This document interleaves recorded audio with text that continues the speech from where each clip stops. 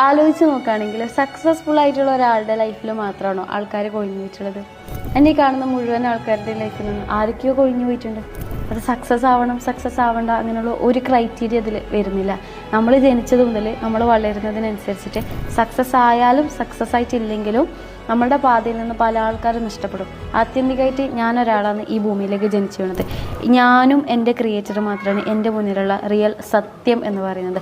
ബാക്കിയെല്ലാം എന്നെ സംബന്ധിച്ചിടത്തോളം ആ യാത്രയിൽ എൻ്റെ എൻ്റർടൈൻ ചെയ്യിപ്പിക്കുന്ന, എന്നെ ടെസ്റ്റ് ചെയ്യുന്ന ഒരു എക്സ്പീരിയൻസ് മാത്രമാണ്. ഈവൻ എൻ്റെ മക്കളായിക്കോട്ടെ, എൻ്റെ പാർട്ട്ണർ ആയിക്കോട്ടെ, എൻ്റെ പാരൻസ് ആയിക്കോട്ടെ, അവരാരും എൻ്റെ യാത്രയല്ല, അവരൊന്നും എൻ്റെ യാത്രയല്ല. എൻ്റെ യാത്ര ഞാൻ മാത്രം നയിക്കുന്നതാണ്. എൻ്റെ കൂടെ ജീവിക്കുന്ന കുറച്ച് ആൾക്കാർ മാത്രമാണ്. പാളം ഒറ്റതാണ്, അതൊരിക്കലും കൂട്ടിമുട്ടുന്നില്ല എന്നുള്ളതുപോലെ തന്നെയാണ് മനുഷ്യന്മാർ മൊത്തം. എൻ്റെ ഒരു പ്രായത്തിൽ എൻ്റെ ഹസ്ബൻഡ് എൻ്റെ അടുത്ത് നിന്ന് പോകും, മേ ബി ഞാനായിരിക്കും ആദ്യം പോകുന്നത്, എൻ്റെ മക്കൾ എൻ്റെ അടുത്ത് നിന്ന് പോകും. അതൊരു റിയാലിറ്റിയാണ്.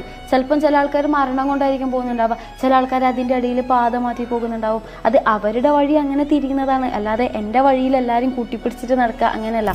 ഓരോരാൾക്കും അവരവരുടേതായിട്ട് വളവും തിരിവും ഉയർച്ചയും താഴ്ചയും കാര്യങ്ങളൊക്കെ ഉണ്ട്. അപ്പോൾ ചില സമയത്ത് ഞാനിങ്ങനെ നടക്കുന്ന സമയത്ത് ഇപ്പുറത്തേക്ക് ഇങ്ങോട്ടേക്ക് പോകേണ്ട സമയമാകുമ്പം എൻ്റെ അടുത്തേക്ക് വന്നിട്ട് ഞാനങ്ങനെ പിടിച്ചിട്ട് വലിക്കേണ്ട കാര്യമൊന്നുമില്ല.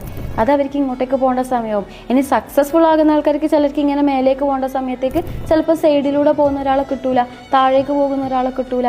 അപ്പം അത് ഏത് വഴിയാണെങ്കിലും